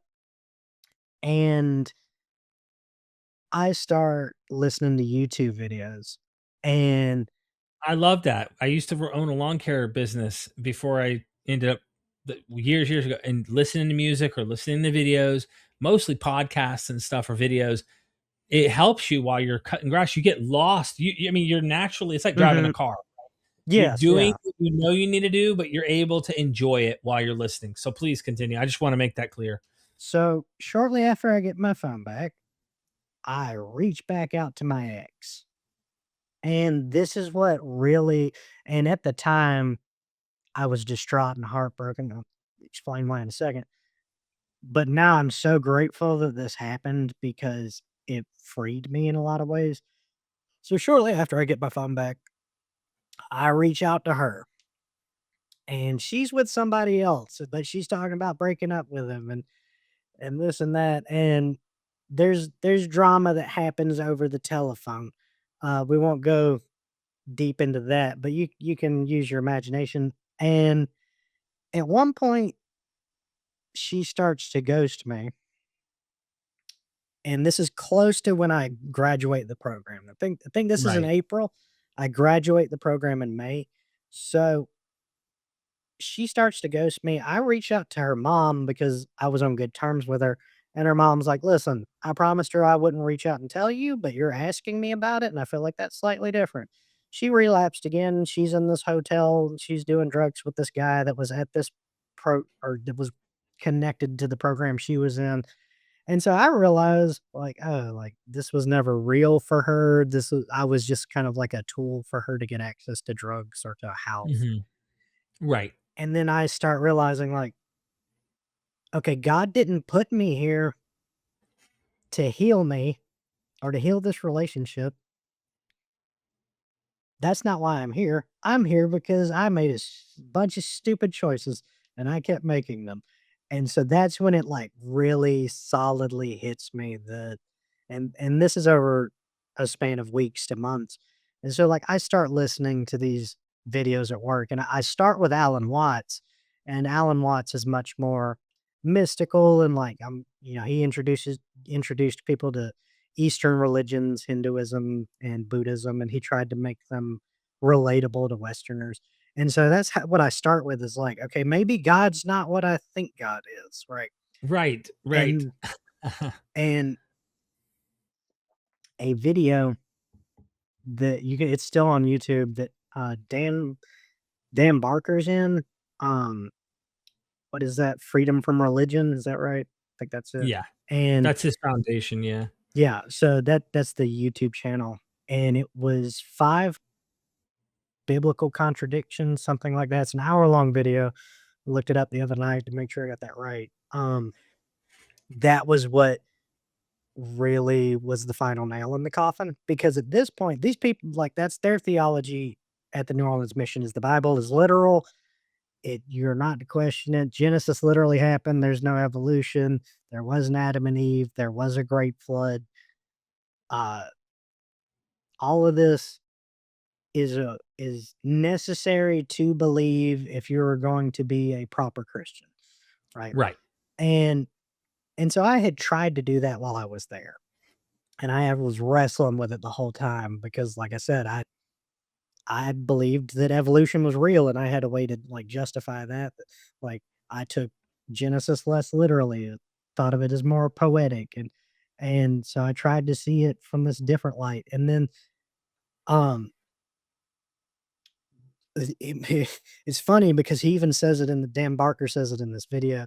He says, "This one's my favorite contradiction," and it's Second Kings. It's talking about Solomon. And it's Kings versus Chronicles, and it's the same story, but it uses 2 different numbers on how many horses and stables that Solomon had. Yeah. And and that was the nail for me because it was like, if these books are literally true, that God used his spirit to author them through people, then surely the numbers, if anything, should line up, and they don't. And there's no way to theologically work around that, at least for me, there wasn't. I couldn't justify that by turning to another scripture. It was like, "No, this is like a plain numerical contradiction. It's either this amount or that amount. It can't be both." And then I found you and Aaron Ra and Christopher Hitchens and Sam Harris and, um, I'm trying to think of everybody, a little bit of Gnostic Informant, and I was burning through MythVision podcast videos, all the old Dr. Price videos, and then Yeah. Richard Carrier, and then listening to Richard Carrier talk about how he doesn't think there's adequate evidence for a historical Jesus, and that was like I'm still in this place and like and I'm surrounded by people and I'm like, I can't talk to anyone about this, but what if it's that deep? What if there's no Jesus? And at this point Yeah. I'm agnostic on that. I don't know if there was a guy or if it's all Right. myth. What I know is that the person of Jesus in the Bible cannot be real because it's self-contradictory. Right. Right. The guy that is in the picture of the book is completely fictionalized Right. from what if there was a real dude, what that real dude was like. And I agree. So you're still in this absolute boot camp slavery situation for Jesus kind of thing, and you're at the cusp of getting graduated. You're almost exiting the program, and you're literally sitting on a lawnmower listening to the absolute opposite of what they're preaching. Yes. And And so what happens? You, yeah, go ahead. at this point, I was allowed to go to my own church. I graduated, got my car back, chose to stay because I was still so brainwashed. And this is what I try and tell people is there's still work to do after you deconstruct Yeah, the myth. It's like you have underlying beliefs that you don't realize that are from this belief system. They're not a priori truth. Like they're not fundamentally true. They are things you have accepted to be true. And right. so I still had in me that like we're all wretches, but there's just no sacrifice anymore. And so I'm just like everyone sucks and I hate it here. And like and I was hearing rumors about people allegedly taking money from the donations and taking physical donations. I don't know if that happened, but I started to believe it happened. And there were other things that I'm a little bit, I would say I believe, but I can't prove. So one of the last times I was in the service they did as a sound tech. Oh, this is another thing. Following the bite model. If you broke rules that were bad enough, you had to repent. And that meant getting in front of the congregation and explaining what you did wrong and why you did it and apologizing and asking for forgiveness. And sometimes the leadership would have to do that. That was a lot more rare. But the leader of the women's ministry got up one day and she starts giving her testimony, basically talking about how Christ saved her from drugs and like sex addiction and stuff. And at one point, she grabs the podium and she goes, and she no longer works there. It's not the current women's ministry minister. And she grabs the podium and she goes, "I'm not a lesbian." And I'm just like, what the hell? What? Damn. And So you so see how frustrating, like sexually frustrating, so many of the religion causes people to be, and that's sad because they it, can't, they're not allowed to be who they are or whatever. You can see that's really unfortunate, and you got to see that firsthand. and allegedly she had been sleeping with women in the program. And that was one of the things that like broke my heart because like even if it's consensual, there's a power dynamic that's going on there that's really unhealthy and inappropriate. And like I have no problem with her sleeping with a woman. It's one that I she's get what you're supposed saying. to be. Yeah. It's almost like imagine. Well, just flip the coin, but imagine it's heterosexual, and one of the leading men are sleeping with one of the girls from the camp or something. Like you would Allegedly look at that that. happened too. And I'm sure. so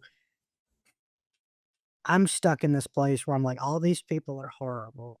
And now looking back, not all of them were. I think there were people there that had good hearts that were really trying to help people. They're just Um, brainwashed. You know what I mean? yeah, yeah, exactly. And they're just believing the same lies that I did, and they're victims as well.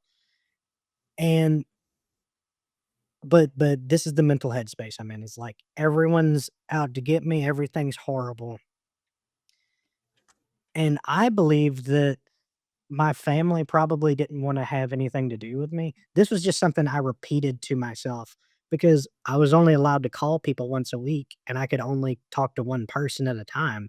So, I wasn't and my family couldn't drive from Alabama Wild. Yeah. every weekend to come see me. So, that those You started to relationships. believe that narrative in your head, like Yes. there was distance because part of the social aspect is staying connected to loved ones, and Mhm. that connection starts to get disconnected, and you're now having to reconnect with the people you're around every day and not family. That's weird. Yeah. And so, I do something that I don't advise anyone do. but it kind of saved me. I had a friend that I had made down there who had started selling acid, and I did acid once with them at a different location, had a fantastic time, was, like, having these transcendental kind of experiences, like, it felt like the world was opening up to me, despite me starting to believe that, like, the Christian God wasn't real. I was Mhm. experiencing this kind of magic from the psychedelic, and so I had a really bad week at work, like, things just kept going wrong, and no one was really coming at me, but I was internalizing, like, "I'm messing up, like, I'm gonna get in trouble," and I reached out to them, and I got some acid, and I took 2 hits of acid after I had been at work all day, and I had a very bad Friday, and so I took 2 hits of acid at, like, 7 o'clock at night, and at this point, I've been there about 18 months, I believe, and I had a lot more freedoms at this time, but mentally, I was stuck in this prison. And the reason I don't recommend anyone do that is I had a very bad trip. And I found out later that when you double a dose of acid, it gets 5 to 10 times stronger. And Derek, I started having visions that were horrible. Like, I thought I was in hell. I thought I was Yeah. literally in hell because I hated the place I was living in, and I hated so many of the people around me, and all of that was just trapped inside of me, and that was the only way my mind, this is my interpretation, the only way my mind knew how to help me see that was to make it visual.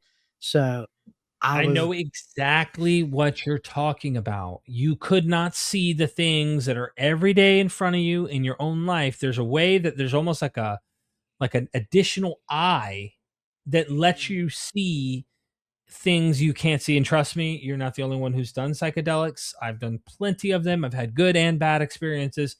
And there are moments where I recall internally, I'd go to bed that night and I'm laying there and, while the stuff's still working, and I'd think to myself, it wasn't so bad where I was shaming myself, where it was like, oh, but it was almost like I almost want to say you see things naked for what they are mhm, in a way that you cannot see them on a regular basis. You see the reality of them better. And you would think, but hold on, you're altering your reality. I know. That's why it's so counterintuitive. It doesn't make sense. But then I'd think to myself, like, how much of a better father I could be, mhm, how much life can be better. It may suck. The trip may make you freak out. It may not be good, but there are things you take away from it that you can assess your situation. And I imagine you, through that experience, are thinking, what the hell am I doing at this camp? Why am I putting myself in this situation? I'm not happy. I don't need to be here. There's probably some serious come to Jesus moment with you in you realizing, no, I don't know. Am I guessing here? I'm just trying to emphasize for the audience because I relate to this. I know mhm. what you're talking about. I So, didn't do acid though. it, at this point, I was actually living at the New Orleans mission, which was a lot worse because at Giving Hope, there's a big campus you can walk around, and, like, I enjoy walking around nature, it calms me down, Hmm. and we were in the heart of the city, and I could leave, but I had a curfew, and I didn't have any money because they had 80% of it, so it's not like I could go do a whole lot, and so I continually felt trapped, and I go back to my dorm room, do this acid, have this experience, and what it was is I'm trapped, I'm in hell. Like, you, like, nailed it. Was like, "This place is horrible," and then I've felt I was so paranoid, my heart rate was so high, but there was this little positive bit that, again, like, I at the time, I wouldn't have called positive, but what it was like, "I've gotta get out of here. I Yeah. have to get out of here." So as I start to come down, there's still, like, colors popping out that shouldn't be there, but I'm not seeing visions. Right. I reach out to a friend who likes to stay up late and party. He's back in Alabama. And I'm like, listen, bro, I have to get out of this place. Cause I had reached out to him a few months ago to catch up with him.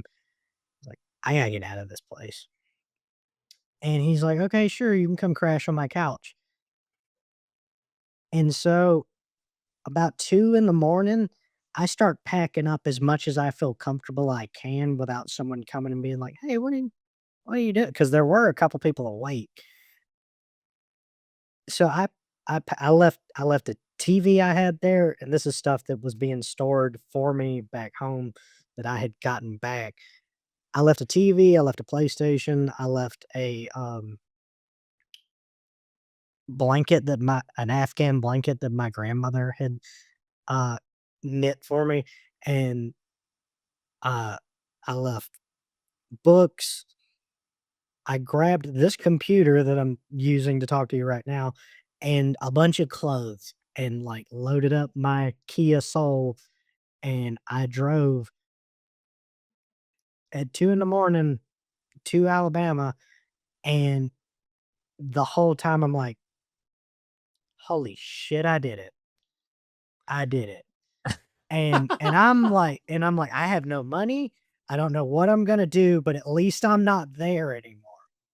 Right. And I go I go to Walmart. That was back when they were 24/7. I go to Walmart, and at this point, it's, um, 6:30 in the morning, and I grab a big jug of wine, knock on my friend's door, and I'm unscrewing it, and the sun is rising at this apartment, right? And he answers the door bleary-eyed, and I'm drinking the wine, and he says, "Oh, okay. It's that kinda night, huh?" And and he looks at me and he's like, "I didn't think you'd actually do it." But that's how I started getting my life together, and they ended up actually giving me all the money I had in savings. They sent me a check. Supposedly, there are people that never got their money, and I don't know. Yeah, I yeah, yeah. happened to get mine back, and I'm grateful for that because that helped me restart my life. That was October of 2019, and I quit drinking June of 2020 because I started that October and I just kept drinking more and more and more. Of course. But that was the beginning of me finding freedom, and it takes, especially if you're doing it kinda solo, it takes a long time to start healing from those wounds, and I'm not completely healed, but I'm healed enough that I can start letting go and forgiving people because, like I said, a lot of them are even some of the people that are perpetrators are also victims because they Yeah. believe these things about themselves, that they're inherently wicked and the world is a horrible place. And I started telling myself what I heard you say is we're not fallen angels, we're rising apes. And that started to give me some encouragement. And then I found more people online that went through similar experiences and I started working through this, quit drinking, started going to therapy and unwinding all of this. I got diagnosed with PTSD and I think that's largely because of this experience, but it was this it's weird because I don't wish, mental health issues on anyone, but there's a kind of psychedelic aspect to them themselves because you're not thinking the way a healthy person is thinking, and you can utilize that to examine your life and start separating from the subjectivity of it and to heal, like you said, with psychedelics, and it's so hard to explain to someone that's never experienced it. There's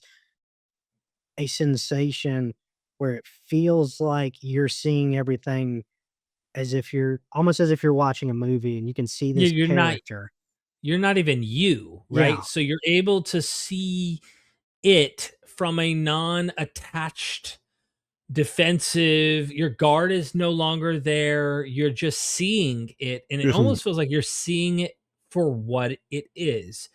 and not for your mind. It's like almost like seeing a subconscious perspective that Yes. doesn't have any fear, because the conscious perspective is like, oh, justification, cognitive dissonance. Oh, I'm going to justify why I'm still here. No, I'm afraid. There's fear. Fear comes in. Oh, I'm afraid of what this might be.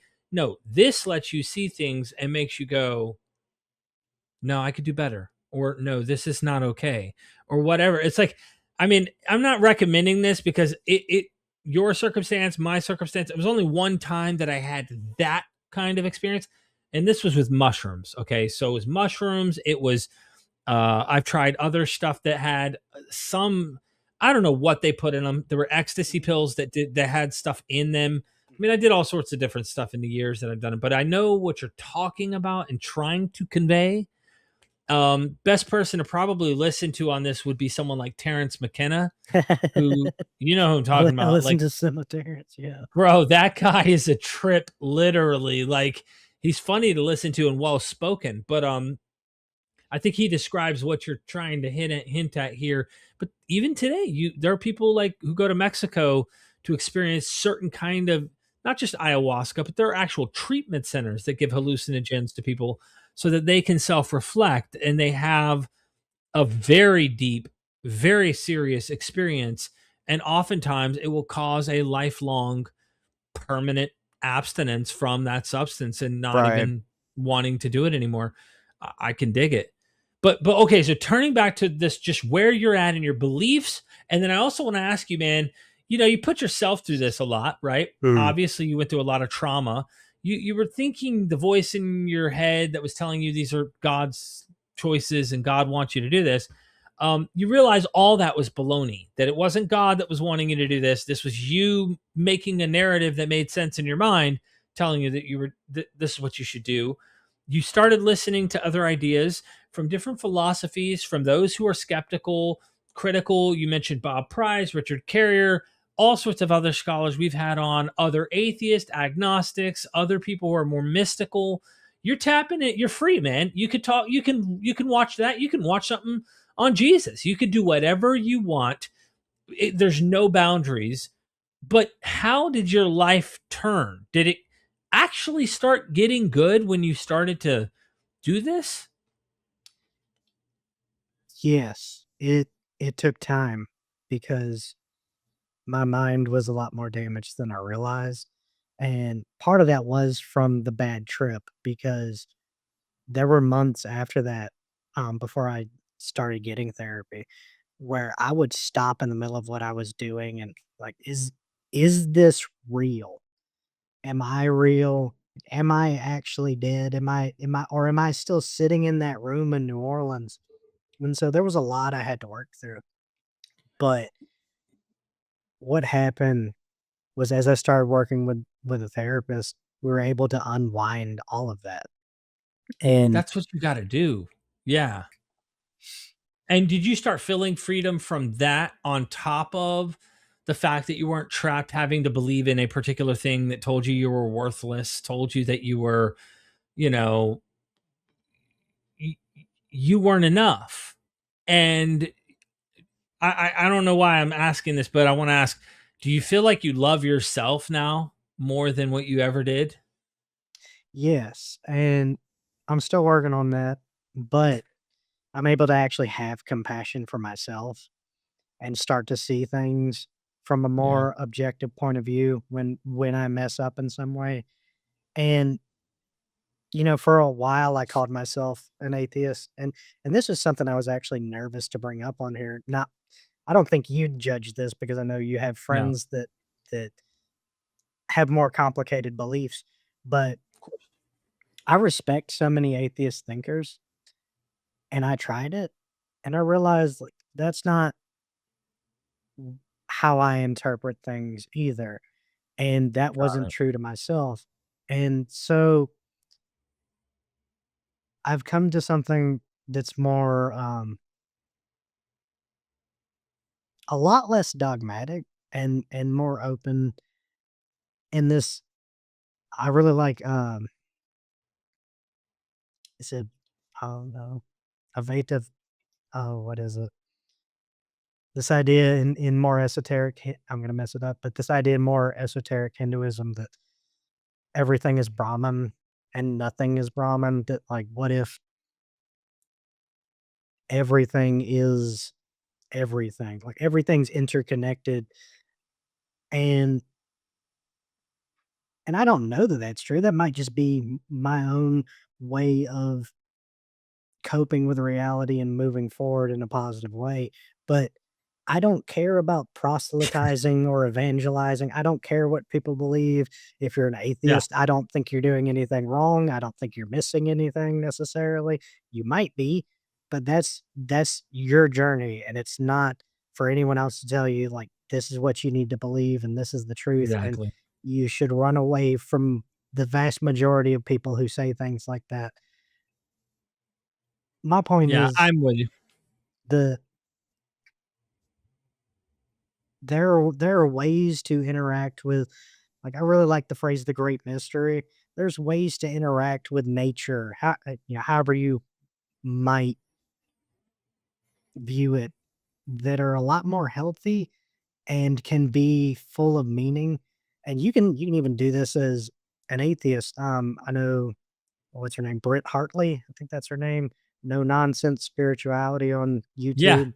Um, yeah, she's an atheist mystic, and I right. don't understand how that works personally, but it sounds like she's making it work for her, and my point is that all of that is in your hands. Like, you have a choice, and when we grow up in these fundamentalist religions, we're taught implicitly that there's only one choice to make. It's either you're Right. with God or you're against God. And that's not the case. It's like life is so much more complex and beautiful and mysterious than that. I And agree. that's where I'm at now. And that helps me. I will talk to friends about it. Like I said, I'm not interested in making I don't even know what I would convert them to. I'm I'm not interested in that. What I'm interested in is pursuing meaning and purpose in my life and healing, and that's helped me. Is there's a song by an artist, "The Minnow and the Trout" by A Fine Frenzy, and she it's just a woman singing over a piano, and there's a line in the song where she says, "I know that we're different, but you and I were one cell in the sea in the beginning." Mm, And that gives me a lot of empowerment, and then Carl Sagan's quote about how everyone that's ever lived on this pale blue dot, right? Saints and yeah. sinners, and it's just a mote of dust suspended in a sunbeam. Like, that actually empowers me in a way. Is It like, isn't belittling, it is humbling, but it's like, in a sense, I find it beautiful, you know what I mean? I do, and I'm with you. In fact, I actually wanna interview her. You brought her up, the no nonsense, what's her name? No Nonsense Spirituality, I believe it is. yes. Yeah, I found a video that she had that was so deeply impactful, and I'm actually reaching out, hoping to be able to have an interview with her because I feel you're going to find this odd, but I feel like an atheist mystic myself, where mystic understand that while I think mystic is tapping into probably some kind of conscious experience, probably some chemicals and such that may be taking place, but I think we're all doing that no matter what we do, and we might as well embrace it. I mean, I'm not a robot. It's not like I have Yes. now looked. If I suppose I peer, let's say I'm right. There's no God, right? We ultimately figure out that we just evolved on a rock and through chemical processes and all. Okay, cool. Okay, now what? Like, so you figured that out. What's that do for you today? How are you looking at the sun when it shines and and walking out and smelling nature and seeing the trees blow and the grass and going for a walk and getting in the, like, just how are you going to live your life and experience it as a primate on this planet? Because they're two different things. Why we evolved to survive and how we can enjoy it in this bit of equilibrium that we're having versus, okay, so what, I know some facts and maybe this is the truth about reality. I don't give a shit. I feel like no matter how smart we are and think we're piercing behind the veil, I think that we're all living, in a sense, some kind of delusion. Mm, But some delusions are more harmful than others, and it's right, okay. You might want to call it a delusion. You might want to call it an illusion. right. But it's still, it's like we do not know, we do not have all things figured out. And so I'm in this place where I'll hear a song and I'll go, damn. It reminds me of the experiences I had as a Christian. Damn, that's good. And I'll have the emotions, but it's not attached to Jesus or God. I'm Mhm. like, I'm still having experiences. So there's a sense in which I think that mystical aspect is real while still maintaining that I don't believe in a God. And you might say it sounds paradoxical, but I don't think the experience demands an ontological being necessarily. Mhm. Me in my mind and my what I am and the chemicals that make me up and the environment that I'm in to make sense of it. But dude, who knows? I mean, like again, I applaud you for checking out Eastern mysticism and various forms of Eastern beliefs. I mean, the freedom you have now, I'm sure that viewers will commend. You're no longer trapped in a particularly toxic, exclusivistic, very bite model style of Christianity that's forcing it down other people's throats or even forcing it down your own throat, causing yourself to go through such trauma. Freedom is the answer, man. So yeah, we're not here to go, you must be an atheist. I'm tired of doing that. I think I've done that a little bit where I've had some videos that feel that way. I'm more interested in having these freedom kind of conversations because look, man, love you no matter where you're at, bro. Chris, you've opened up to us. You've expressed some really deep personal stuff. And I just hope that more people relate to that. So I want to wrap things up here Okay. by just simply saying, do you want to leave them with a word of encouragement, someone out there who might be struggling? Give them something positive as we wrap up this story here. I heard a long time ago that someone that's giving you advice is speaking to their former self. And so that's how I'll frame it is you're not alone. No matter how isolated you may feel or how depressed you may feel, there is someone out there that has gone through similar things and that's overcome it. And I'm proof of that is there's healing to be had. And life is so much more beautiful and sweeter after it. And it's a struggle and it's not going to be easy. And some days are going to feel very long. But if you keep pushing and you're honest about trying to come to that healing of healing yourself, not waiting for someone to come and save you, but taking proactive steps, you'll get there. And like light is brighter and music is sweeter. And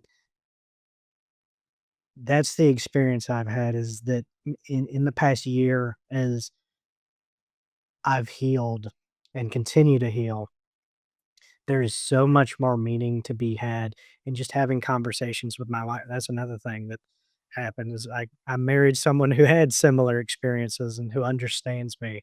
And I found a real partner and not someone that was going to use me. And just sitting with her at dinner talking,